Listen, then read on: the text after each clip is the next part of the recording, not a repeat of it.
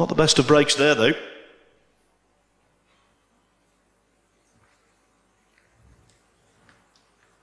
There's two ways to execute a cut break.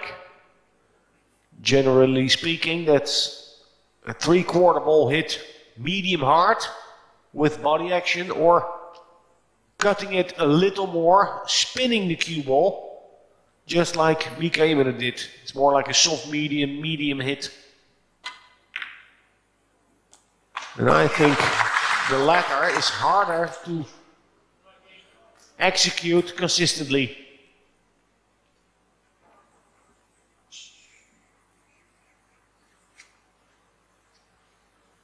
He has a shot on the one, and he has Efren as an opponent. Does he want to get involved into a safety battle? He did win the last one.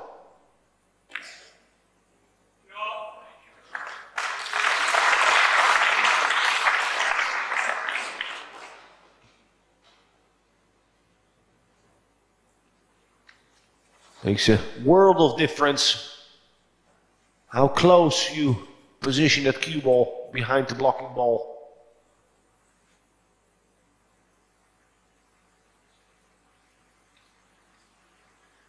I don't think Efren has a route in between the rail and the 4-ball. He's massaging into the rail. Oh, what a shot. Great shot. Actually, I must say it is a great shot, but the rail in this case helps. It makes it easier for that cue ball to hook towards that 1-ball. Well, they call him the magician, and we've just seen one of his tricks.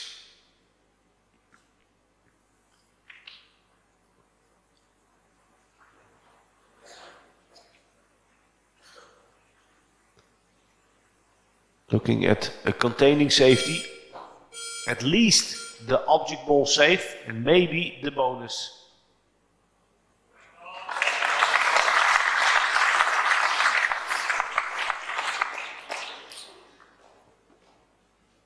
A 2-rail escape over the right side of the table for Efren. He's favorite to hit the 1-ball, but of course he would like to play a resave to make something happen here. Travel towards the 4. Wow, what a shot by Efren. He chose a more difficult path, 1 rail, but with a bigger probability of getting lucky. That's what he always says, I got lucky, but the more I practice, the luckier I get.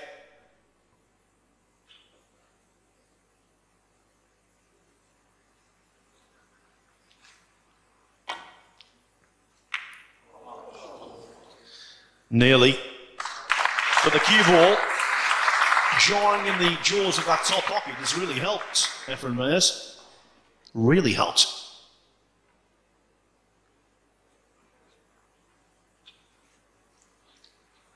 His tactical mastery and ability to see a shot that no one else can, I think, is unparalleled. There, though, fortune helped.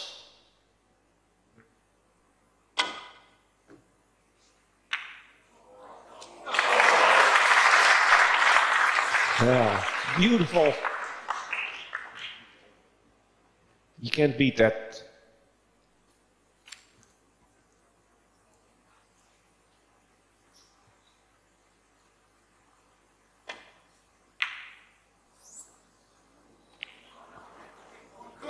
A big miss there by Mika. It was not an easy shot.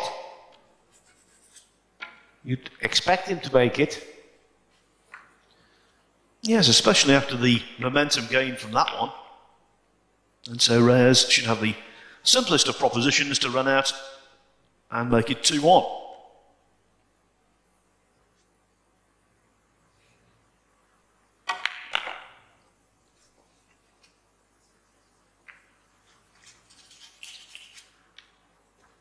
We were talking about the World Cup of Pool right at the start of this match, of course, Alex. Efren Reyes and Francisco Bustamante won the inaugural World Cup of Pool. and their popularity in their native Philippines knows no bounds.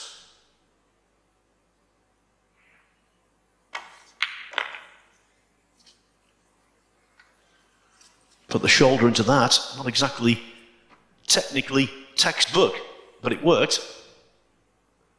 It's not a jury sport. It sure isn't, but there, Efren Reyes found guilty of pulling a rack back. He trails 2-1. 好，那现在是轮到了 Reyes 的冲球。好，冲球有球进啊，这次好像不进则已，一进大家都一起进了啊，一二都进了，然后3号球哇就在母球的前面，太好了啊！哇，进了好像3个球啊！我们看到6号球进了，2号球进了。对，1号球进中袋啊，这个就是这个1号球进中袋啊，就是他们这些选手啊，这个选择了这个袅袅冲的一个最大的原因啊，这个因为由于这个一号球啊比较靠近球台的中央，所以说呢啊进中袋就更容易了啊，比原来的原点要进中袋就更容易了。好，4号球，哎，拉杆啊，这个拉杆走了这个3颗星上去啊。好，这个球以这个5号球的角度来看的话，必须在拉杆啊，左塞拉杆2颗星，走到7号球的左边啊。好，拉杆2颗星弹上来。好，继续的拉杆回去。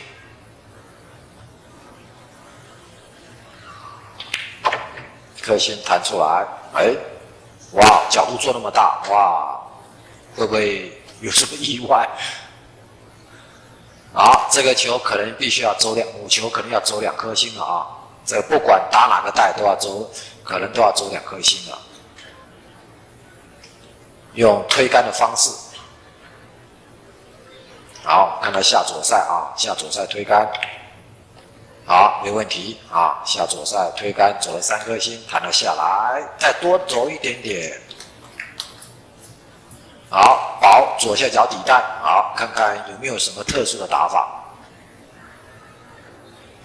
好，球杆还够得到啊，所以说不需要特殊的打法。我们在过去曾经看到他把这个球杆放。今天花式撞球大师赛这场8强的比赛。Rack 6, from raise to break, leading 3 racks to 2. Last break of Efren, he made 2 balls, but no third ball crossed the line. He needs to add some speed. Okay, this is a legal break. And a perfect shot on the 1. This should be a rack point for Efren. Could be a good rack for him to gain momentum, to pick up some rhythm. He's playing in England for the first time since 2006. And right now, a marginal favourite, you would say, to make a winning return.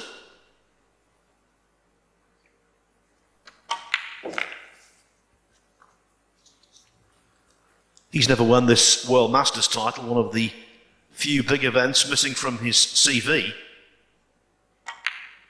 But compatriots do have their names on the trophy. Francisco Bustamante in 1998 and again in 2001. And Dennis Acolo in Las Vegas in 2010.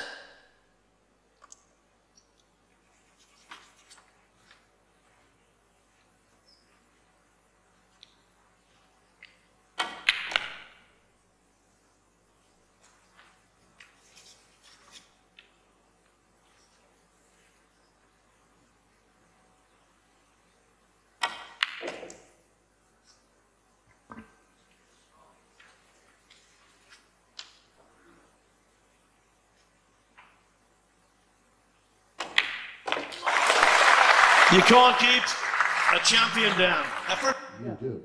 I'll bet you breakfast the 6 goes.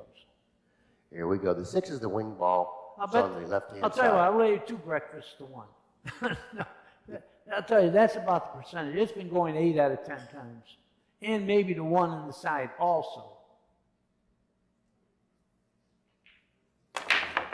Oh, we made the 1 on the side anyway. The 6 missed by a hair, but I was wrong. But look at the way they stopped. Okay, very quickly, you can see that the 3 is in the open near the lower right-hand corner. The 4 is up table, adjacent to the cue ball. The 5 ball is to the right of the foot spot. The 6 is near the left-hand rail, near the side pocket. The 7 is underneath the black 8. So from the 6 to the 7 is a little bit of a problem. And also from the 5 to the 6. So therefore, he's going to have to come up with a good angle on the 5. Now he's looking to see if the 5 will pass the 7, because that's the pocket he would like to play position for the 5. Yeah. If he plays position for that corner pocket, then he can go around the table freely without having to go into the possible interfering 7 ball. So therefore, he's going to play position for the 5 in the lower left-hand corner. And actually, once he moves the 5, falling on the 7 is an easier shot because he doesn't have that to contend with. But he's got to come up with a pretty good shot on the 6 that carries a good angle to drop nicely for the 7. Right. So therefore, he has some work in this rack. Yeah, But that's what he gets paid for. and he's been getting paid pretty well lately. He is one of the most successful pool players ever, financially. Okay, now this is kind of interesting. He's rather flat on the 5. He's going to end up shooting the 6 in the upper left-hand corner, but he must come up with an angle. Now he's going underneath it with the cue ball, which indicates, or at least tells me, that no, he's not going to play position for the 6 in the upper left-hand corner. He's looking to play position for the 6 in the lower left-hand corner. That could be a problem. He's really not comfortable with this standing. No, he got funny. He'd be all right here if he could make this and sit right on that side rail. He'll have an angle to get to the 7, if he goes that way, which he did. See it? Now he's fine. Now that's where I thought he should have gone to begin with. He wasn't really comfortable with that. So he took a look at the other possibility and ended up shooting this one here, which I feel he made the correct decision, particularly now the way he laid on the 6. Very nicely executed, nicely run out. It was a nice run out on this particular rack. Right. Very nicely run. Yeah, there's not any problem here. And Mika could start thinking about last rack when he missed. It's all you have to do with someone like Efren. Is make one mistake and you're way in the hole. Particularly after he pocketed the 1 in the side, because that ball he's playing. So therefore, if he has the good feel pocketing the 1 on the side, Mika may not have too many appearances at the table, considering that if Reyes is pocketing the 1 on the side, he's going to have that opportunity that he wants to run the balls. That's rack number 2. It also goes after Barracks, Jamie Barracks. And the reason I didn't know name that well is he's a new player. I never heard of him really, but he's in the Final 4. So that's the winner of that table plays the winner of this table. Keep in mind, this is a very short race to 7, and the difference in playability is, actually the difference in quality of play between these 2 players is very little when you're playing 9-ball, particularly in a short race to 7. Now, Reyes is considered the best player in the world today, but Mika Immonen isn't far behind. Well, he was ranked number 1 one particular year. But here, the big thing about this short race is balls go on to break on this table. And when you break from the left side, the left corner ball goes in this left pocket and vice versa. So I expect whoever breaks is going to have a chance to run out. Well, it was really important for Mika to jump out of the gate quickly. He had a good opportunity in rack number 1, as you just saw, but was unable to put down the 1-5 combination. Now, Reyes steps to the table. All balls are in the open. And Danny, you know as well as anyone, when all balls are in the open and Mr. Reyes is at the table, he takes care of business. Yeah, you should have the rack in your hand ready to play the next game, especially the way they're sitting. This is pretty easy layout. He's got, if you want to call it a trouble spot, it's right now. The 1 to the 2 might be the only chance to go straight, and that's easy. He followed the cue ball, 2 cushions out of the corner for position for the 2. The 3 balls positioned on the same rail as the 2. Therefore, he may have to end up taking a little longer shot on the 3 than he wanted to, but shouldn't present much of a problem. Now, keep in mind, these are very small pockets. Now, the angle that he should be shooting this 3 from is a difficult angle, so he has to hit this shot cleanly. Yeah, this looks like the only problem, and I figure him to make this. Notice he took a little extra time in preparation and shooting that shot. Now, that shot's over, and I'm certainly sure he's glad that's over because that was a tough shot in this rank. Yeah. I see no problems here, especially Efren Reyes. Sometimes, look at this. Man, he hit that a little fuller, he could have been snookered. But then he would have kicked it in some way anyway. Now, he has a little bit of a problem. He's laying rather awkwardly on the 6. He may have to go around the 9 because trying to control the cue ball where the 6 is right now may be a problem. That's what he's going to do. He's going around the 9, traveling a little extra with the cue ball, but a fair trade-off, has a better shot on the 8. Yeah, he's sitting pretty good here. Just have to make the ball and draw back a little. Shoot the spot shot. Well, he went forward. He had a little angle. He wanted to get close as he can to the 9, which you always try to do. First shot on the 9 in this match isn't really considered an easy one, but he should hit. Efren takes 1-0 lead. Look, I'm curious to see where he... Profit. And this also works as a booster of confidence.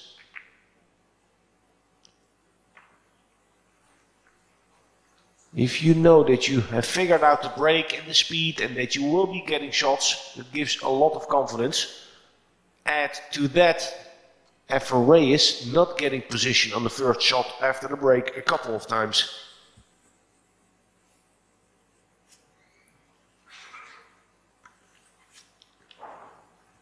The 4 and 7, good place to hide behind. Doesn't need to attack from here.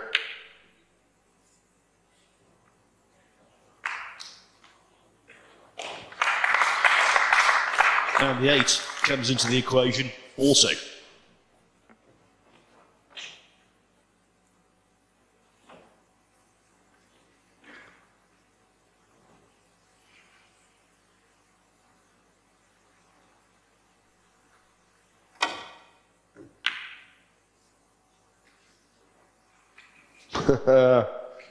He did it. I think he did it. Well, from Immonen's body language and that of Reyes, I don't think the snooker is there. I think Immonen can get through to the 2-ball. Just thinking, you know, as Reyes went back to his chair there, it's impossible to calculate how many racks of pool he must have played in his life.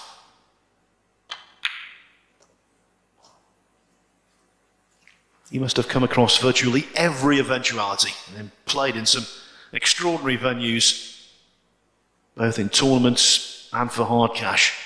What a story he could tell.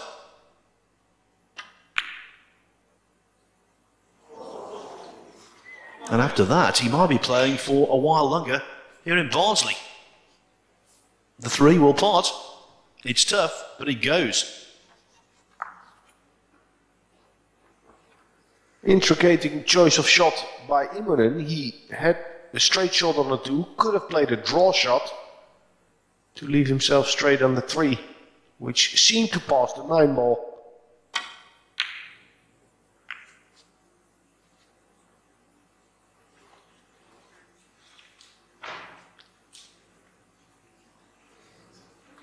Never threatened to the pocket, Efren Reyes. That is the harsh part, that with age, his B game is weakening. But now and then, once and again, he can still bring his A game. So it's very tough for him, I suspect, to accept the lack of consistency.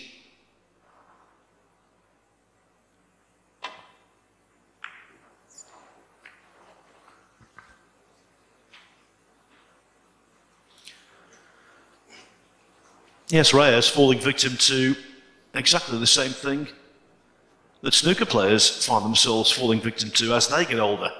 Even the very best, their potting from distance and also their ability to concentrate for sustained periods declines.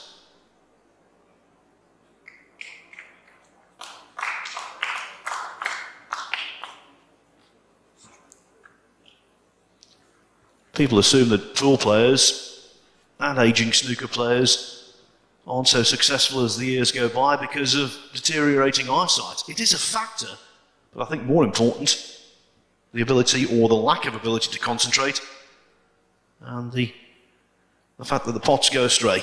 Plus, of course, you pick up more and more mental scar tissue.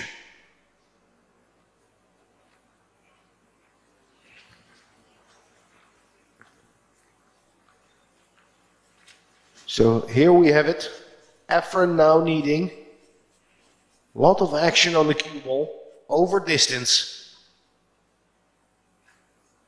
He cannot play it with topspin. It will kill the cue ball there.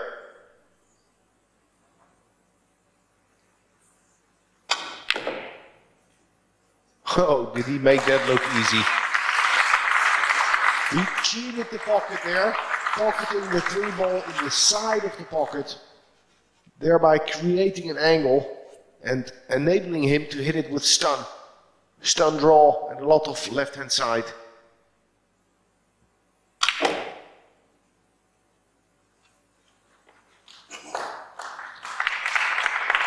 All of those hours and hours of playing as a youngster, a teenager, then in his prime.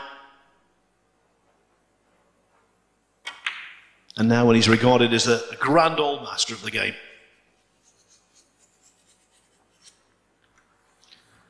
And regardless of the result here, it's great to see him back on British shores.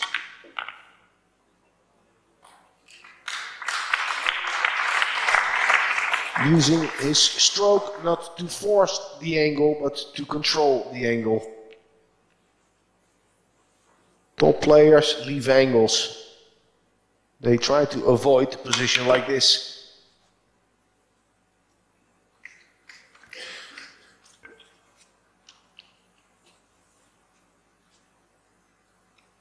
Immonen had a shot for the match. It was that long cut and the 3 ball, which he mishit.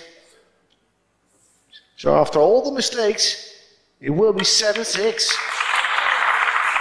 That's right, and make no mistake. 我们看到这个9号球是排在这个 foot spot 啊，也就是这个腿点啊。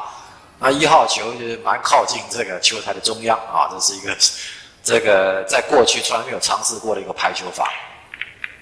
所以说我们看到这个米卡伊莫尼冲球冲得很轻啊，还是维持他在这个世界杯的一个冲球的方法，但是这一次是大失所望，没有球进。而且1号球呢就放了像在右上角的底带。好，再看一次啊，我们仔细看这个9号球啊，刚刚好在这个我们平常三角框的尖端啊，所以说1号球已经跑到了这靠近球台的中央了。这比赛是采取抢7局制啊。好，那么现在2号球啊，可能要来一个中杆推杆啊，推一点点啊，推个差不多5公分左右，来做这个3号球的中带。好，我们看啊，一个中杆推杆啊，母球刚刚好往前走了5公分啊，相当的漂亮。那么为什么要往前走5公分呢？啊，这样子的话，做3号球，打3号球才可以很顺利的来做到4号球啊。好，我们看到往前推啊，往前推的话呢，大概就是要推下来了啊，推到台边啊，来做5号球。好，推到台边下来啊，弹一点点上来。好，那么6号球当然是来做另外一边的底带。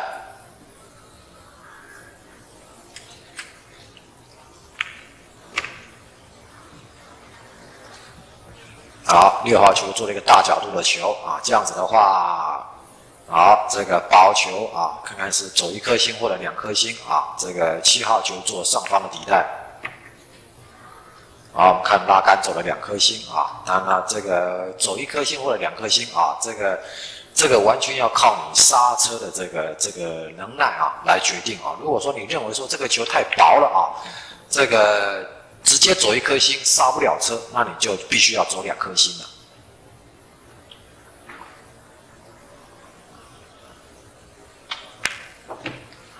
好，红台啊，力道控制得非常好啊，做到了9号球。所以我们看到这个 Efren 打球啊，这个速度非常的流畅啊。当然啦，这个一方面当然也是信心的问题啊，一方面也就是这个对这个整个啊这个 Reyes. Second.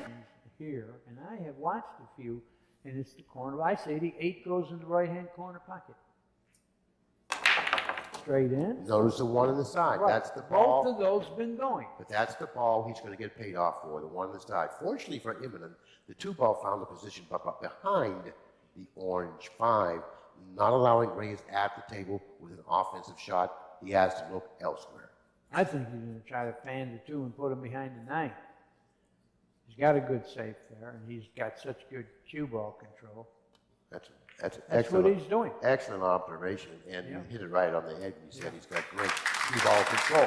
And I've been talking for days about when you're going to snooker a guy, it's way bigger if you freeze the guy on the ball you're snookering him with, because it takes away a whole bunch of kicks. Now, that's the strength of being able to pocket balls on the break. And I said a little earlier that if he's pocketing the one on the side with regularity, then he has control of the table. When you give Efren Reyes control of the table, it doesn't much matter if the ball's laying well or not. He's going to figure out a way to win the game. You know what he's got here, Billy?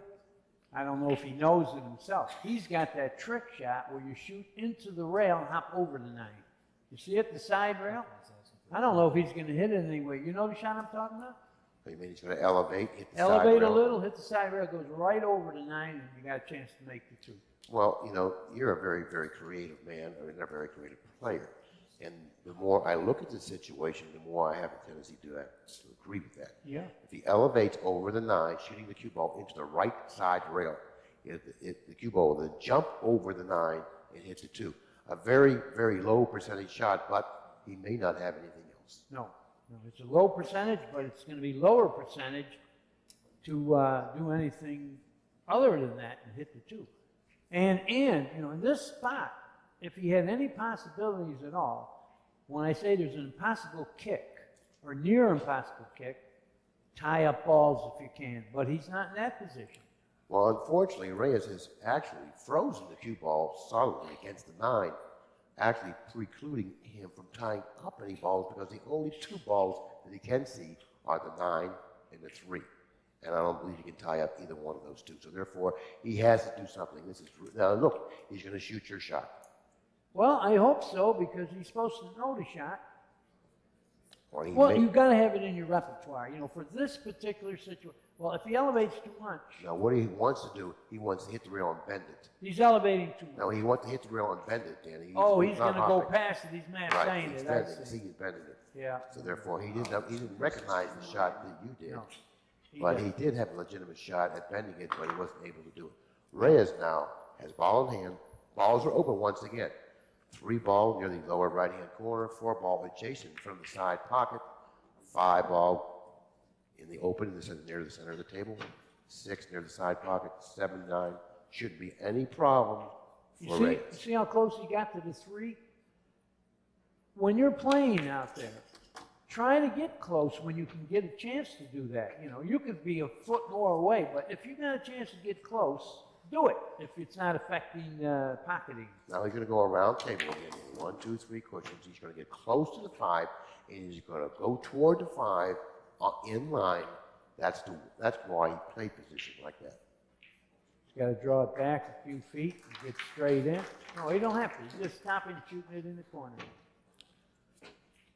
Yeah, don't do more work than you have to. But particularly if you feel good about your ball pocket. Yeah. You know, if you pocket balls, you're comfortable with your ability to pocket balls, then you play position for the corner more often. And I feel that once you do that, I think that your run-out percentage goes way up because when you move the cue ball. You know, over the years, we've seen Efren play real well. Right. Right? But when he gets in this kind of gear, it looks like he's never going to miss. I'm sorry, I cut in on you. 这个年年的这个波兰，这个波布利，对，都是陪绑的。但是这一年呢，感觉他进步很多。对，每一位选手都会进步啊，然后高手也会老啊。1号球呢还是没有进左边的中袋，留下一个chance。有球进啊！我们看进的是2号球进了啊。对。好，那么现在1号球，但是跟母球距离太近了啊，有没有办法进攻呢？好，从这个角度来看，看不出来啊，因为我们看不出来母球跟1号球到底的距离是多少啊？这距离是个关键啊，距离太近就没有办法进攻了。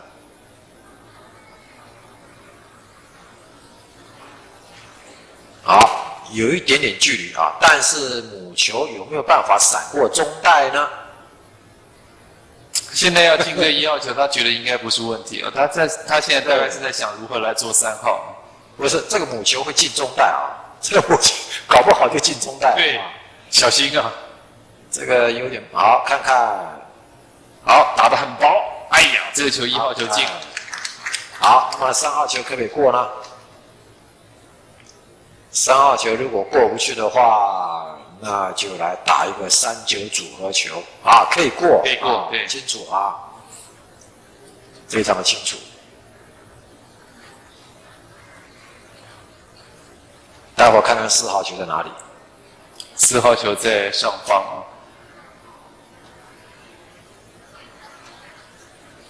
现在米卡伊莫的每一球都要步步为营，非常小心了，因为他已经没有在后退的本钱了。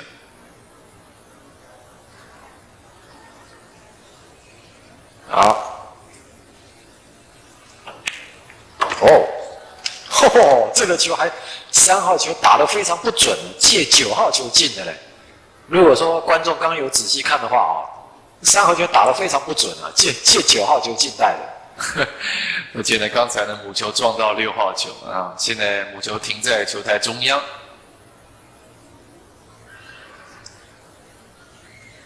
做到4号球左上角底袋，不过是一个大角度的薄球啊。好，这个哇，母球必须要闪过8号球啊，看看有没有办法闪得过去。小心，好，拉杆，好，只好走这个路线了啊。那这样子，我们看看过得去吗？要不然可以来打一个5-7的组合球啊。对，因为刚刚为什么不推杆走到5号球的右边啊？当然，最主要的原因就是因为8号球的位置有可能会挡住母球，所以说啊，他才只好来走这个路线啊，走左边的路线。好，过不去啊，就做安全球了啊，这没有办法的事情。好，我们看现在应该还解得到啊。现在 Reyes 可以打得到啊。问题是怎么样子来做安全球啊？这个当然，我们每一次不管是看 Efren 的这个比赛，或者是说跟他比赛啊，每一次都可以学到一点东西啊。这个因为 Efren 他真的是一位天才型的选手啊，这个安全球的路线啊，或者是说这个其他解球的路线啊，那有时候啊都会让我们啊这个相当的惊奇。对，很多球是他打完之后，大家才想到哦，原来可以这样打。对，有这个路线啊。好，看看他这个球直接可以解得到。好，下低杆啊，打薄球，准备利用6号球来吊球啊，力道控制非常好，这一球好球，漂亮，一个漂亮的低杆左塞啊，低杆左塞。看他有点很不满意啊，那大概是太好解了啊。对，好，你看啊，可以打得到一点点，虽然说没办法进攻，但是可以让对手打到，他就非常不满意了啊。5号球呢，这个画面上现在左边的这个角度已经被6号球给挡到。好，看看要不要来灌底袋。好，还是打安全球啊！打安全球的话，哎呀，放呛死了啊！